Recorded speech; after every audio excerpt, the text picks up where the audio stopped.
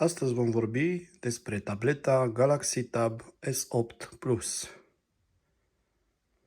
Această tabletă face parte din seria Tab S8, mai existând modelele Tab S8 de 11 inch și Tab S8 Ultra de 14,6 inch. Tableta S8 Plus are 12,4 inch, are un procesor Qualcomm pe 8 coruri, care are 8 coruri, are 8 GB de RAM și 128 de GB capacitate de stocare. Ecranul este un Super AMOLED, un ecran care are o rată de refresh de 120 de Hz HDR10+, și are o rezoluție de 2800 pe 1752 de pixeli. În pachetul acestei tablete mai găsim un cablu USB-C, un S Pen inclus și o cheiță SIM.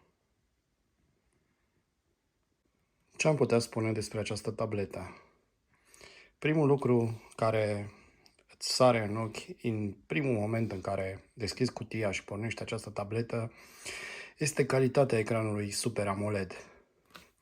Acest ecran are contrastul și culorile la nivel de OLED și acest lucru se vede în toate aplicațiile, dar mai ales pe partea de media, la vizionarea de filme sau la vizionarea de YouTube, unde, datorită dimensiunilor de 16x10, această tabletă excelează. Pentru a vedea capabilitățile acestei tablete, să deschidem o pagină web și să încercăm să derulăm pagina de sus în jos, doar pentru a vedea capacitățile acestei tablete. Să intrăm și pe un alt link, ca să vedem viteza de încărcare. Se poate vedea cu ochiul liber calitatea display-ului și faptul că negru este negru la nivel de OLED, iar pentru text, de asemenea, acest ecran este foarte bun pentru vizionarea unei pagini web. Pentru a vedea în continuare capabilitățile ecranului, să deschidem și un joc, și anume Subway Surfer.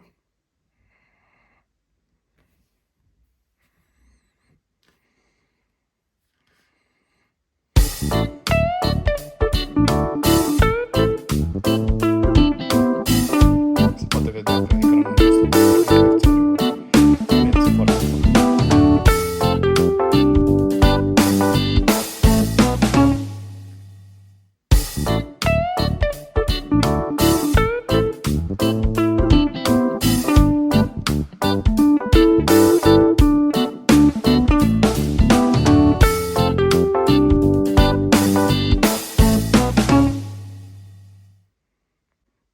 Un alt punct interesant al acestei tablete este faptul că S Pen-ul este inclus în pachet. Să deschidem mai întâi aplicația Notes a lui Samsung.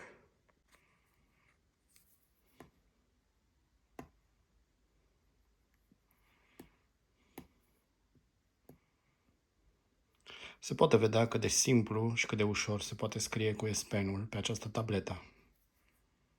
O altă aplicație instalată este Sketchbook și să încercăm să desenăm ceva pentru a avea o privire de ansamblu asupra capabilităților acestei tablete împreună cu S Pen. Priviți sensibilitatea acestei tablete. Se mișcă destul de bine, iar experiența de utilizare este foarte bună.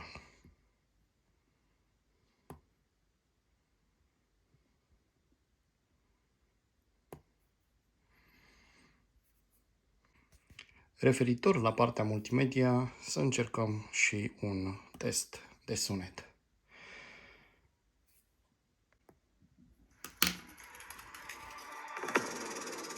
Baby, this is do or die.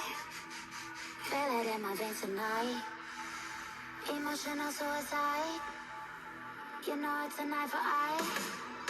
I didn't wanna walk the plank. But the Mariona, it came like the thunder. I was on my way to going under.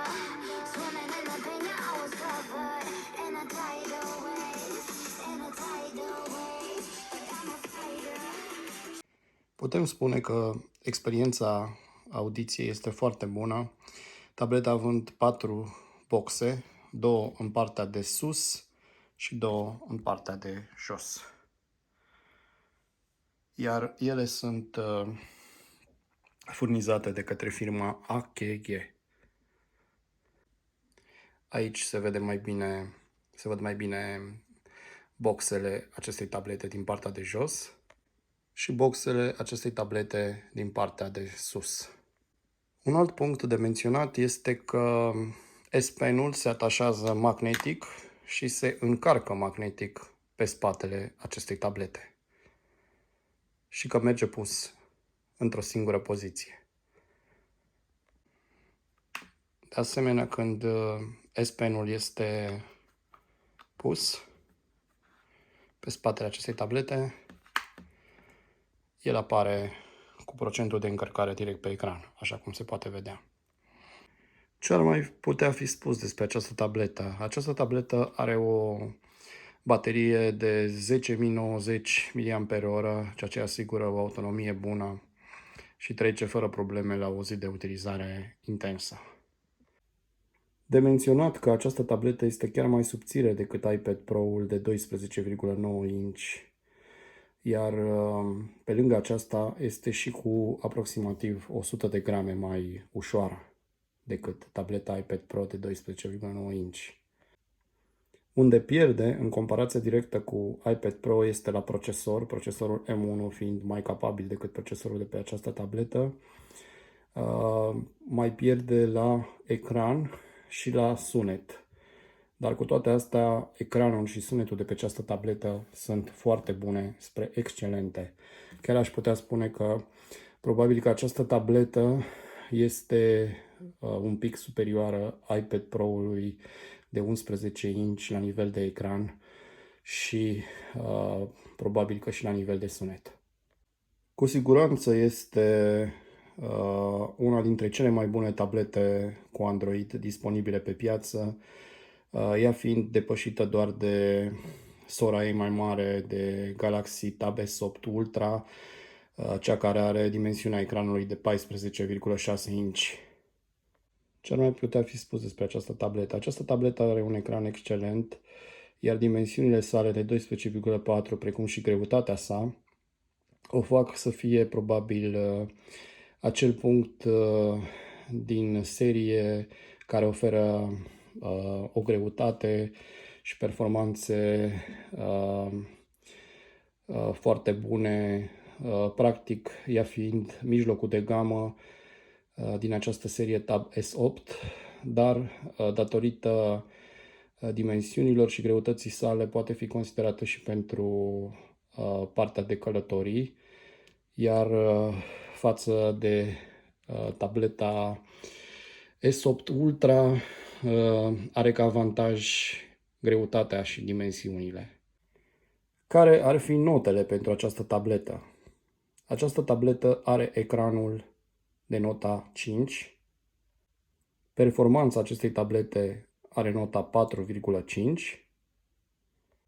Sunetul acestei tablete poate fi considerat de nota 4,75, iar bateria este și ea pe undeva la 4,75.